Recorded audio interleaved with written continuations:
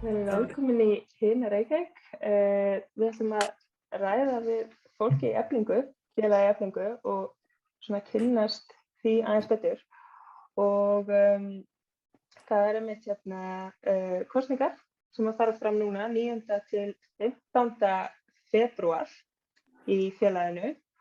Og þannig að ég vildi heyra bara í Eflingafélögum og svona kynnast þessu aðeins betur. Og til mín eru komin þau Guðbjörg María og Sæþór Randalsson og svo ég kannski byrja bara hvað af hverju er mikilvægt að vera í stéttarfélagi og hvað felst í verkalýðsbaráttu, bara svona stór almenn spurning, hvernig myndi ég svara þessu? Ég skal byrja.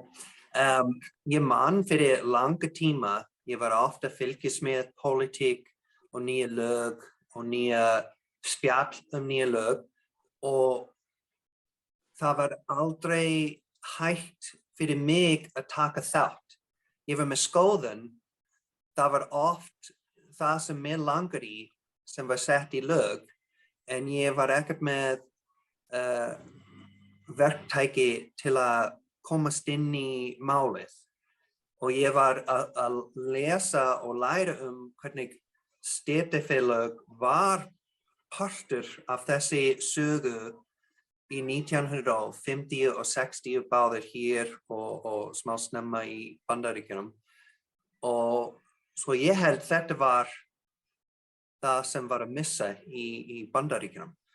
Og svo ég byrjaði að gera fyrsta verkfall með Efling og svo ég fekk meiri pening og frídagar og styttri vinnuviku og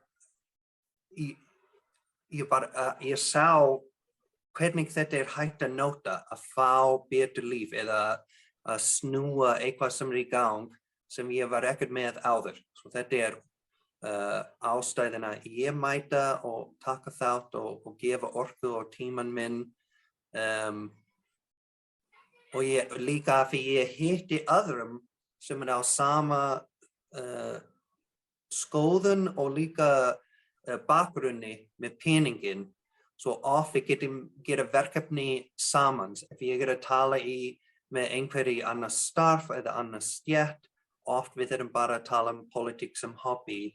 Það var ekkert hægt að plana eitthvað og svo mæta og gera það, en þetta hægt í stéttarfélag. Þannig þetta svona baráttutæki fyrir bættum kjörum og til að skipuleggja sig og svona raunverulega hafa áhrif einmitt eins og segir á lífið sitt. Já, en það alltaf hægt að byrja rólega. Við getum bara að hafa góð fyrsta tilboð í samningstími og ef allir sem mætt sanngjarnt og við þurfum ekki að gera meira en bara tala. En mér finnst ég man þegar ég var að vinna í frjálsmarkaðurinn sem þrívídda listamaður og ég var alltaf sér og það var stundum erfitt að vera með allt upplýsing, hvað var sanngjarnt, hvað hefði ég gert að spyrja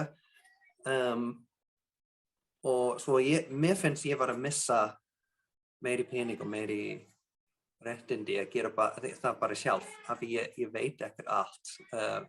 Og þetta stundum gott að plana með öðrum, hafa smá taktík. Einmitt, vinna með öðrum. Guðbjörg María, kemur þú svona inn með sérhverjum hætti eða aðkoma þín einhvern veginn öðruvísi eða hvernig myndir þú svona lýsa? Ég hefði svo sem ekkert mikið pælt í eitthvað svona kjarabaráttu en það einhvern veginn opnaði svo augu mín þegar Sólveig kom til sögunar. Það var engin kjarabarátta, þú veist. Það var bara eins og það væri sofandi og svo allt í einu kemur Sólveig með látum og það bara opnaði augu mín og svo stuttu seinna förum við í verkfallið. Þannig að mér finnst, og loksins hættum við að vera ósýnileg. Þú veist, það sást þarna við erum ómissandi svo að samfélagið fúnkeri. Við Eflingafólk. Og ég man líka einu sinni ég reyndi að panta mótmæling. Það var flóttamaður, var tengt við af því hann var hommi og ég hommi og ég var að prófa að draga fleiri hinsegjar að mótmæla og svo mætti bara ég, það var manna mótmæling og ég man á eftir, ég var svo mest dapur við sjálfan mig, af hverju var ekkert hægt að draga fleiri, það var rétt að mótmæla, þetta var ósanngjarnt og svo ég mætti með Reykjavíkurborg og við vorum nokkrum 100 eða eitthvað svona, svo ég sagði, ok, Solveig, hún kann að panta mótmæling, ég get læra frá henni. Þið talið bæði mótmælin og verkföllin. Hvað þið hafið bæði reynslu að starfa á vinnustöðum Reykjavíkurborgar. Hvað haldið þið að hafi leitt til þess að þetta hafi gengið vel, að það hafi verið hlustað á kröfur ykkar svona á endanum, því að ég satt hinum einn og ég sá ekki hann að skýra vilja til að það yrði hlustað. Þannig að svona hvað finnst ykkur verkfall sem svona tæki til að nota í þessari baráttu? Hvernig nýtist það og hvernig þeir eru svona lítið tilbaka að það hafi... Mér fannst það rosalega áhrifaríkt og svona, og svo kom náttúrulega COVID og skemmti þetta fyrir okkur. Þannig ég var alveg, þetta var svo gaman, en það var rosalega gaman þegar þetta verkfall var. Því við vorum alltaf að hittast hverjum einasta degi, trúnaðarmennirnir, og að finna, samstöðuna og baráttuhugann, hlusta á Viðar og Sólveig vera, það var svo geðveikt, það var svo mikill baráttuhugur í fólki. Og það var líka, ég að læra mjög mikilvægt að byggja upp traust fyrir verkfallin. Við vorum með mikið sem var að kjósa, ég held það var 90% sem kaus, og svo 90+% langar í verkfall. Svo við vorum með eina hug, það var ekkert eins og kannski eða leiðtogi sagði, ok, við erum á verkfall, take it or leave it. Það var lýðræði og út af við vorum alltaf á sama blaðsíðu, þá virkaði af því það var, ég var bara 2 vikur og svo fékk leyfi. Ég var ekkert á verkfallin allan tíma en ég veit þegar ég farin samt frí eða verkfall, það er miklu erfiðara að halda vinnu í gang af því ég nauðsynleg starfsmaður. Svo ég veit að setja þrýsting, það er bara þess virkar verkfall. Taka þessi nauðsynlegt vinnu úr vinnustað og þetta er ofta dreifa fólk að gera eitthvað þegar að kvarta með hinstjóri af því þetta er óþægilegt og þetta er hægt að setja þrýstingin í málið ef atvinnurekstur eða bærinn er ekki að vera sanngjarn. Og núna er það að bjóða ykkur fram til stjórnar undir lista baráttulistans. Ef við lítum svona fram á við, hverjar eru kröfur ykkar? Hvað viljið þið sjá núna að Efling gerir? Hvað svona leggið áherslu á? Ef þið getið nefnt eitthvað svona af því sem ykkur finnst mikilvægt að Efling gerir þegar við lítum fram á veginn? Að sjóðsfélagar geti haft meiri áhrif í lífeyrissjóðum til dæmis og að segja nei við saleg. Já, ég samla. Og það sem er áhugavert, við þurftum að byrja að mæta listana langt fyrir við sagði, ok, við erum að sækja undirskrifendur. Og við byrjuðum að tala stefnu frá næsta fyrsta daginn. Það var ekkert bara taktík að vinna keppni eða fá post. Þetta er líka og hvað næst. Og við vorum að fylgjast með hvað ríkisstjórn er að tala í þessi nýja ekkert stjórnarskrá, manifesto sem var útgáfan 50 blaðsíðu PDF frá nýja ríkisstjórn og líka við hóp er ofta skoða hvað er í gangi með pólitík, hvað er næsta plan eða taktík sem get kannski taka frá okkur, taka réttindi eða minnka peningin okkar. og að fylgjast með af því mér finnst SALEC verkefni sem langar að stoppa og líka ég sá hvernig það svo mikið pening sem okkar pening fast inn í lífeyrissjóður og við getum ekki stýra það þegar það nauðsynlegt fyrir verkefni sem við erum að gera. Þetta mjög pirrandi af því við erum í kapitalistar land og þetta mikið pening sem get fjárfesta eða ekki fjárfesta og já, þetta annað mikilvægt verktæki sem við getum nota já, í þessi valdleiki. Svona valddreifing samfélagsins sé svona stýrð út frá sem að félagar vilja. Að þetta náttúrulega félagar sem að greiða. Fjármagna þeirra. En getið þið aðeins útskýrt fyrir okkur SALEC? Hvað það hvað felst í því? Og af hverju þessi mótstaða? SALEC? Nei, já, sorry, Sævar, gerð þú? Og ég var bara, vildu stutt útskýring eða lengri, djúpri ástæðum? Ef við byrjum í stuttu bara fyrir fólk sem hefur kannski bara ekki heyrt SALEC og heyrir bara SALEC. Já, svo sem ég skili, þetta að setja mikið binding á pening og réttindi af láglaunafólk. Þetta smá nefnd, oft tekið frá annað hærri stétt sem veljar bara lífið okkar, aldrei hámark, með hámarklaunin, aldrei með fasteignir eða leigukost, en bara með laun sem við getum fá. Og ég segi nei, mér langar að gera það sjálfur með félagið okkar. Ekkert frá hóp sem ég neikvætt, ég held það verður börnin af stjóri og atvinnurekstur félagið okkar sem veljar hversu mikið við getum fá af þessi bókunni.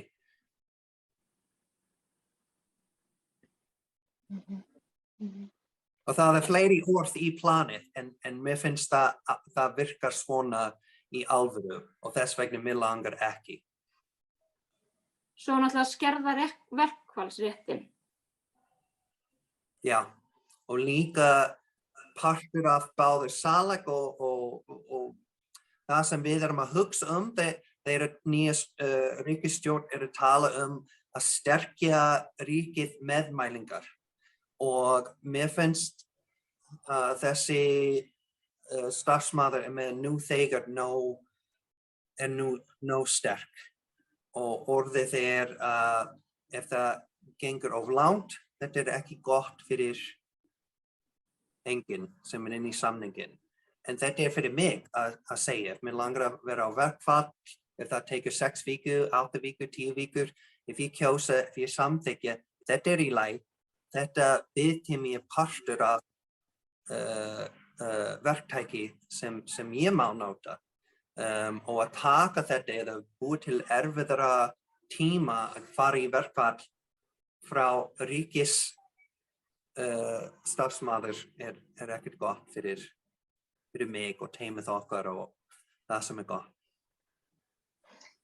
Finnst ykkur vera svona fleiri réttindi sem að þið sjáið að þurfa að standa verðin? Það einhvern veginn svo margt sem að hefur áunnist út frá verkalýðsbaráttu, eins og sumarfrí og orlof og veikindaréttur og allir þessi þættir og við kannski gleymum því dálítið oft að þetta ekki sjálfsagt. Þetta fjall ekki bara af himnum ofan og kom til okkar, bara allir þessi hlutir.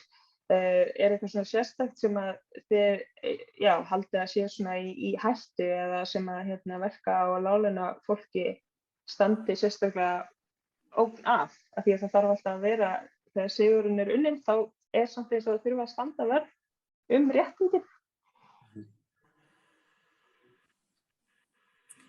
Það sem ég heyri oftast húsnæði. Svo þetta kannski ekkert réttindi tengt beint við starfið en við getum samt setja það í kröfunni að fá langtíma leigusamning eða sterkara að passa Airbnb reglur af því ég veit þetta enda í gang og það setja þrýsting með leigukost og það, mér finnst það á að vera meiri íbúð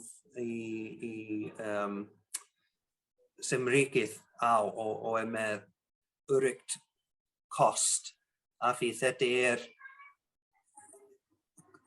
gott að fá meiri pening en markmið að vera með öryggi í lífið, að hafa öruggt húsnæði og já.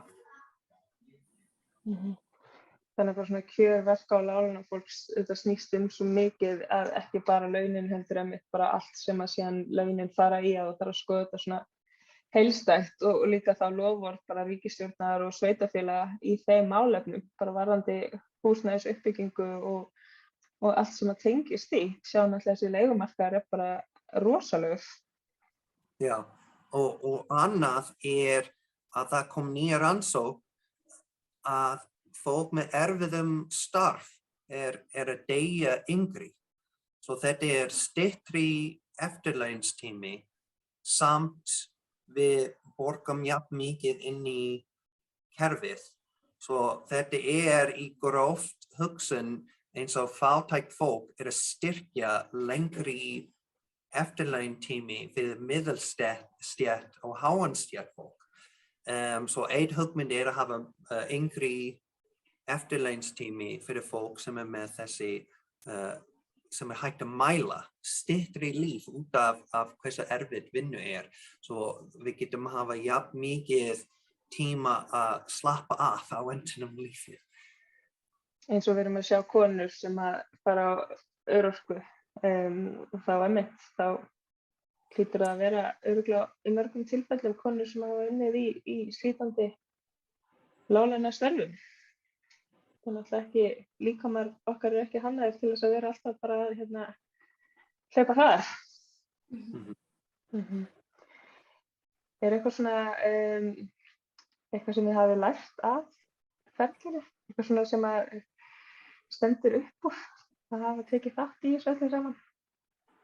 Eitthvað svona sérstakt, svona eftirminnilegt?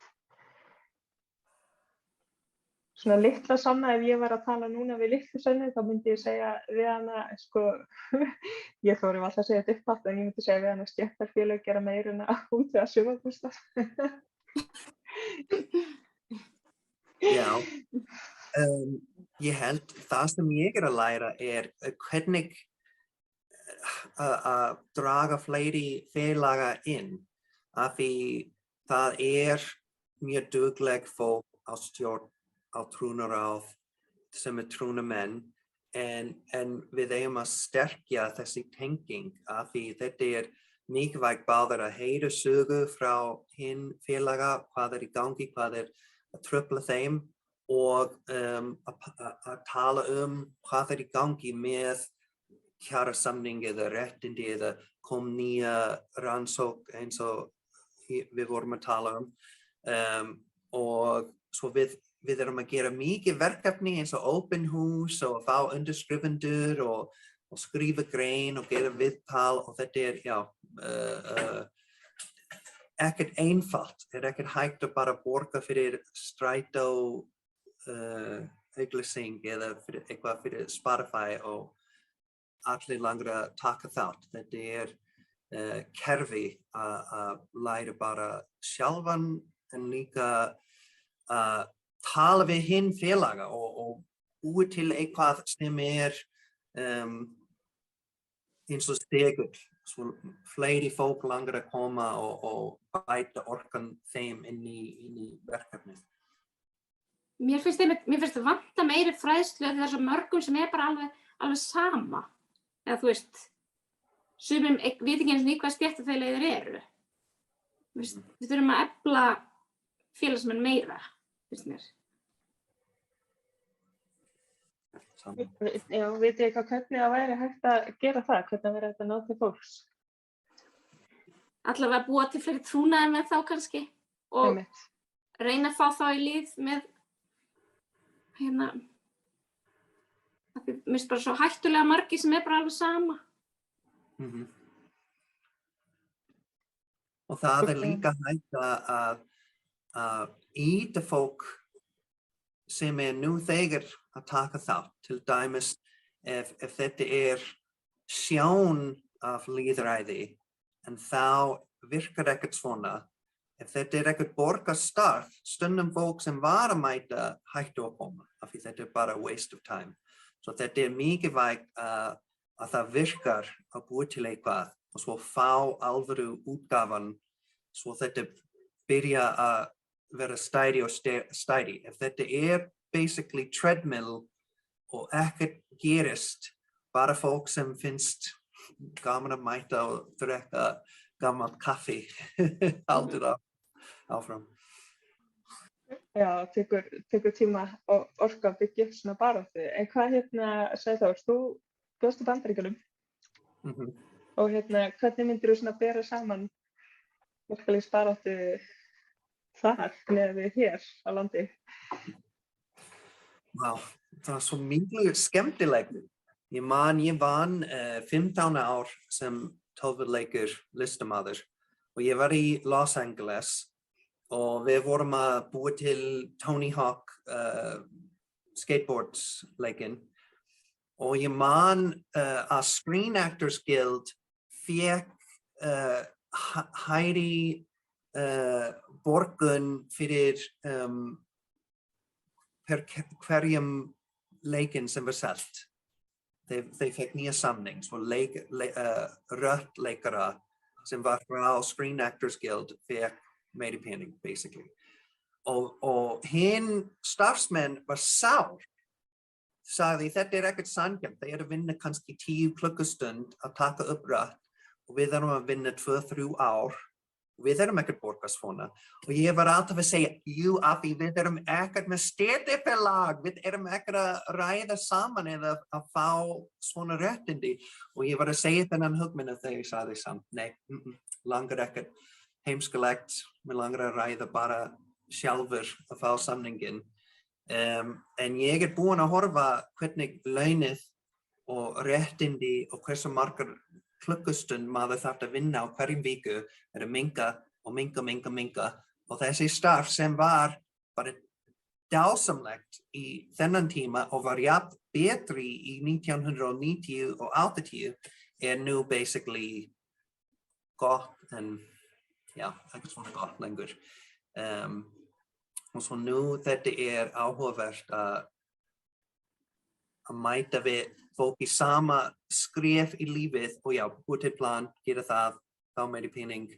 Mér langaði að gera það og reyndi að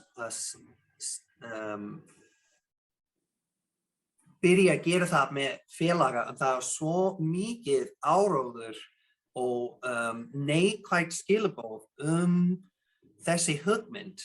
Var ekkert bara að kommunistar og sosialistar var allt drepin undir, ekki drepin, slagt undir Joe McCarthy, kennara og fjölmiðlun rekin. Það líka oft hippar og mótmælingar grín í mikið myndir og sýrju og svo þetta já, svo hugmynd sem enginn held virkar. Þetta eins og barna hugmynd. Svo þetta annað land að vera hægt að tala stéttarfélag við hinnir og svo gera eitthvað. Ég ennþá að hugsa not in Kansas anymore. Þannig já, svona öðruvísi heimur, öðruvísi veruleiki. Hvað svo ég spyr kannski að lokum, María, komst það inn á að já, það virðist vera hluti hópa fólk sem kannski að líta að spá þessum hlutum. Maður spyrja það hvernig finnst þér fólki í kringum þig vera? Finnst þér vera mikið svona þáttaka í verkalýðsbaráttu, að fólk sé svona mikið að spá í þessum hlutum eða bara gefst ekki tími til þess eða þetta misjafnt eftir fólki eða hvernig myndir þú svona meta það eða getur svarað því? Mér finnst, eins og þar sem ég vinn, finnst rosalega við erum kannski 13 sem erum í Eflingu. Það ég og önnur sem fylgjumst eitthvað með og látum þetta okkur varða, en allir hinnir, mér finnst fólki bara að vera sama, sko. Og eins og þegar vorum í verkfallinu og ein hjá Eflingu var að reyna að fá konur til að halda ræðu í Iðnó. Og hún var að segja við mig, bara þú átt að berjast fyrir þínu. Þú veist, það gerir það engin annar. Og ég bara svona, ok, ég skal þá halda þessu ræðu. Og síðan þá ákveð ég bara, ok, ég ætla bara að segja já við öllu í sambandi við Eflingu. Líka bara því að Efling búin að gera svo mikið fyrir mig. Þannig ykkur finnst ekkert óþægilegt að vera bara að kynna ykkur og segja bara ég þetta og ég vinn þarna og svona eru kjörin mín og bara svona opna ykkur upp á gátt. Nei, mér finnst það mjög erfitt.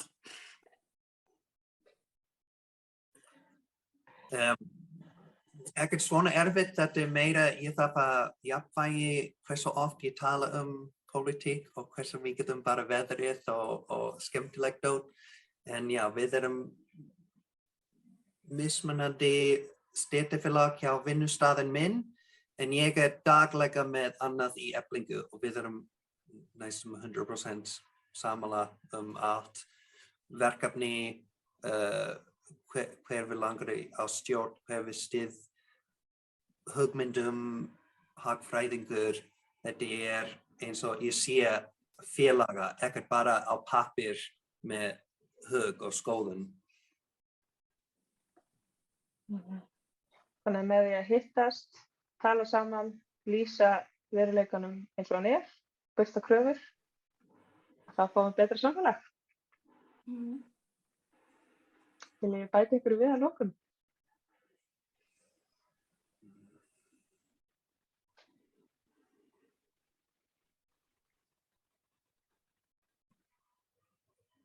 Ertu með eitthvað, Guðbjörg? Áfram baráttulisti? Já, áfram baráttulistin. Hjós B. Takk kærlega fyrir komuna í Hina Reykjavík. Takk fyrir okkur.